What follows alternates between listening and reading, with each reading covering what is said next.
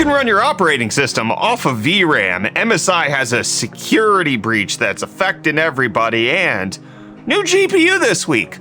Let's get into the hot news, everybody. I'm your Brett host. We're going to be going over the hottest tech news that I can find on the internet this Monday, May 8th, 2023, while you enjoy your breakfast. And we're going to start off today talking about Tiny11. We've covered this operating system multiple times here on Hot News because it's a lightweight version of Windows 11 that can run on system specs that are from 20 plus years ago, 768 megabytes of RAM, something that just doesn't exist anymore. And in a new way of showing that this operating system can literally run on anything, if you use a tool called GPU RAM Drive, you can actually load the operating system onto the 4 gigabytes of VRAM that is found on an RTX 3050. Now, the 3050 mobile chip, not the fastest, can go up to 2 gigabytes per second read and 2.5 gigabytes per second write, which makes it at least like a PCI Express 3.0 drive. The 3050 not delivering a ton of performance, but NTDev just showing Tiny11 good for running Windows 11 on essentially everything that you want. And that's exactly what's going to happen with MSI firmware updates, because it was reported back in April that MSI had suffered some security breach, which the group Money Message was demanding a $4 million ransom from MSI, and if they did not pay, they would leak a lot of data. And it turns out that MSI has not met their demands,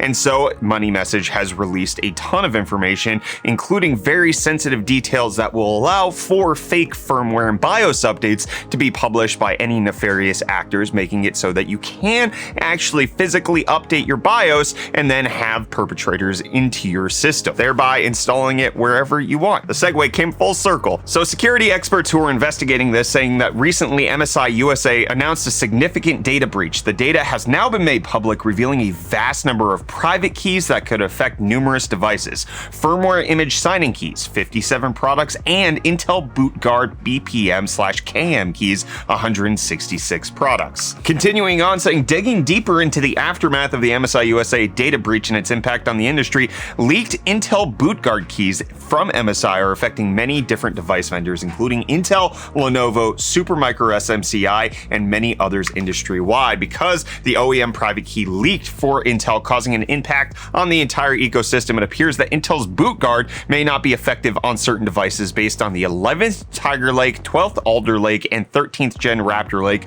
Our investigation is ongoing. Stay tuned for updates. No response from MSI or Intel on this, but it does seem like if you are on an MSI motherboard or on any sort of MSI product, be very, very careful that you are not downloading anything from not the official website, because you could create issues for yourself moving forward. Additionally, it looks like this is going to have ramifications for securities on Intel-based devices because of those private keys getting leaked, because MSI didn't comply with the ransomware setup, which is unfortunate. It's a tough situation for everybody to be in. Just stay safe out there, my friends. Don't download shady links, and potentially just make sure you're keeping your system ready to go. And Valve wants to keep your games ready to go, which is why they've updated search on the Steam store so that you can find things more easily than you otherwise could before. So now you can search for developers, publishers, franchises. You can search across tags and categories. Also, it better handles spelling mistakes. So if you say Hogwarts instead of Hogwarts, you can actually find the video game that you're looking for. Let me know whether or not Steam search was a hindrance to you before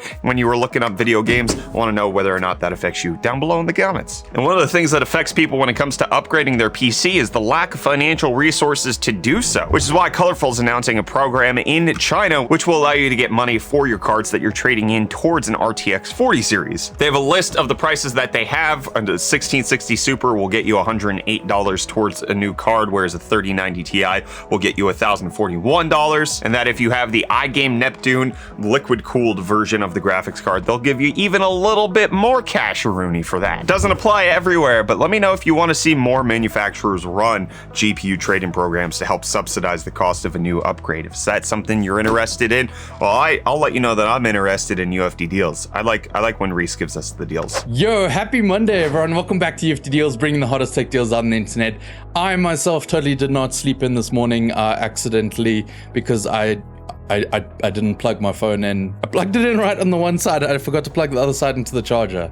Deals. Because first up, we have the Team Group T-Force Delta RGB DDR5 RAM kit. This 32 gig kit comes in at 3600 megahertz at CL18 and is available in white. I'm loving the price for RAM lately at $71.99. This is a no-brainer pickup, especially if you're going for an all-white build. A year ago, you would have slapped an extra 100 onto that. And then next up, we have the ultra cool Razer Raptor. This 27-inch 1440p 165Hz 1 millisecond response time monitor is going for only $379.99, making it $420 or 53% off. This is one of the coolest monitors you will ever see in real life. I know it's a bit expensive, but it is on discount at the moment if you are going for that really ultra cool standout monitor look. And that's it. Those are the deals for today. You can find these and more linked in the video description down below. But until next time, I'm gonna hand you off back to Brett for the rest of your hot news. Cheers. Thanks, Reece. I don't know if you gave us the deal on the 7950X3D, but it is now at a discount. $70 off or a 10% discount is being found, making it $630.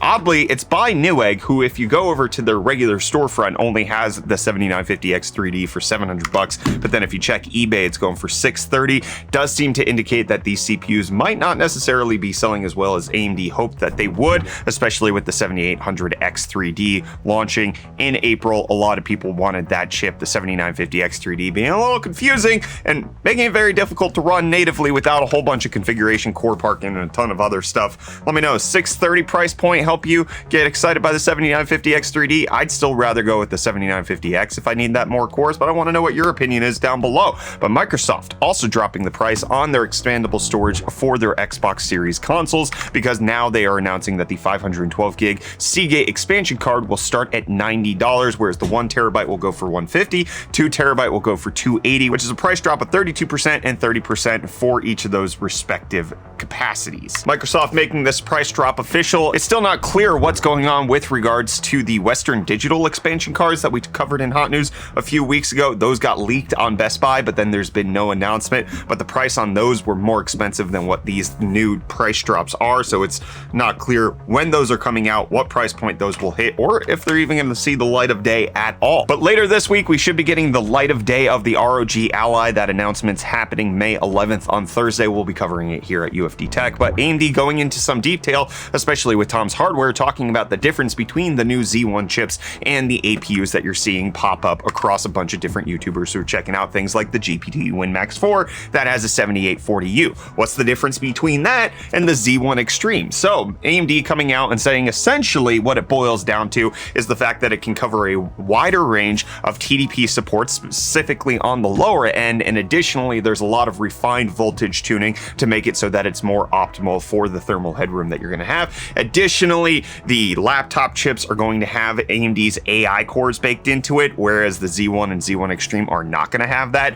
which I think a lot of gamers didn't really want those in the first place. So the 7840U has a TDP range of 15 watts to 30 watts, whereas the Z1 Extreme is going to be from 9 watts to 30 watts, so it'll run more effectively in a lower powered state. And it seems to be the same case for the regular Z1. It's a good little update in case you're looking forward to more handhelds coming out. And here's a good update to textures and how they're compressed and decompressed. Nvidia coming out announcing that they've found a way to use neural nets in order to make this happen. Neural texture compression algorithm is something that's popping up from them, which Nvidia says can deliver 4 times higher resolution or 16 more pixels than block compression, utilizing tensor cores and the matrix multiplication that you can do on Nvidia's graphics cards, which will come at a cost penalty of roughly double the latency, but you do get 4 times the quality out of the compression method. So you're doubling latency to increase 4 times in quality. Could potentially make it so that compression and decompression might start looking a little bit better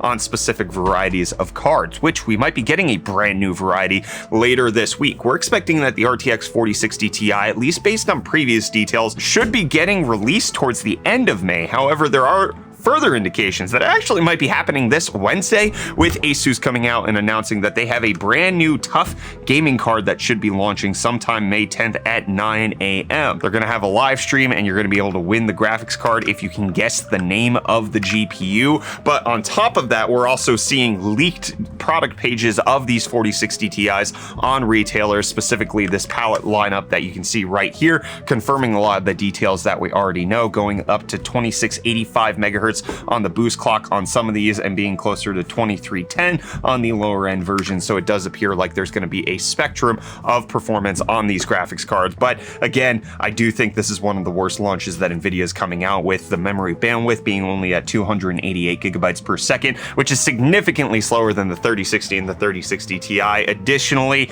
you're on 8 lanes of PCI Express. It makes me very, very sad to see that happening, but you do get some of the advantages that the RTX 4070 shows off, which is you're getting much better performance at a much lower TDP. So the 4060 Ti should perform roughly like a 3070 Ti while drawing less power than an RTX 3060. We're getting a lot of bang for buck when it comes to the actual power supply and wattage needs, which shows the just efficiency of the 40 series. The 4090 doesn't show it so much because you have to push all of that frames out at a huge amount of power consumption, 600 watts in some cases. But with these lower end cards, you should be getting a little bit more of an efficient setup. And I'm going to efficiently end hot news here. There will be no hot news tomorrow because I have to be at a camp for my son's school. And so you're going to get a different video tomorrow. It's going to be our RTX 4070 review. I'll check you then, sort of, in the past and in the future. Bye. I'll be back on Wednesday.